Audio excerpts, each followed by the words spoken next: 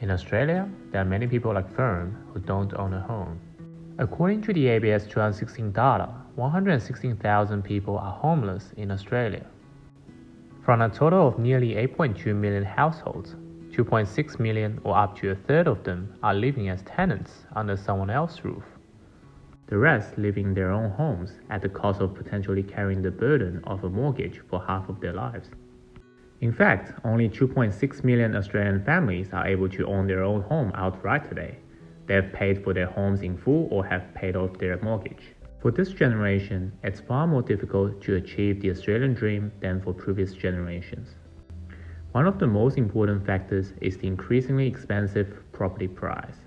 Data from the ABS and Domain shows that the average dwelling price in Australia is $835,700 for June 2021, while the average house price is around $1.4 million and the average unit price is $786,175 in Sydney. Even during the pandemic period, residential property prices in Australia's major cities were still experiencing rapid growth. Sydney and Melbourne property prices increased by 93% and 15% from June 2020 to June 2021. Is the Australian real estate market overvalued? Economists tell us the fundamental factor for price change is supply and demand. When the supply exceeds the demand, the price falls. When the demand exceeds supply, the price rises.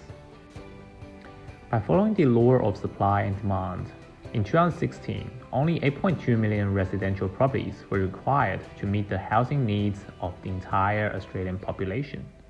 In the meanwhile, there were 10.65 million residential properties in supply in Australia. This figure even exceeds the Australian government's 2021 forecast of 10.1 million Australian households. Yet, there are more houses and apartments being built in Australia. From August 2020 to August 2021, on average, more than 10,000 houses were approved to be built every month in Australia, along with nearly 6,000 apartment buildings and other properties for Australia's private dwelling sector. Since there are so many properties in Australia, the supply is obviously greater than the demand. According to economics, the property price should have fallen long ago, but why is the property price so high and continuing to rise? The problem lies in the demand. There are two types of demand: real demand and false demand. Real demand refers to consumers buying needed items that will be used from the market. False demand is the opposite of this, with consumers buying items that are not needed or cannot be used.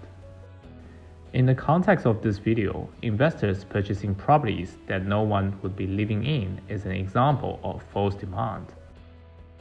Some people would buy more than one property for investment purposes. The return on these investments is mainly from two sources: rent and selling properties. For rent, you will require someone to rent your property, which means a sustainable rental demand market. For selling properties, it requires you to find someone who will believe in the myth of the Australian property market value more than you do, regardless of the market economy rule. As long as there are people who still believe the myth, there will be people who would pay for the increasingly expensive Australian dream.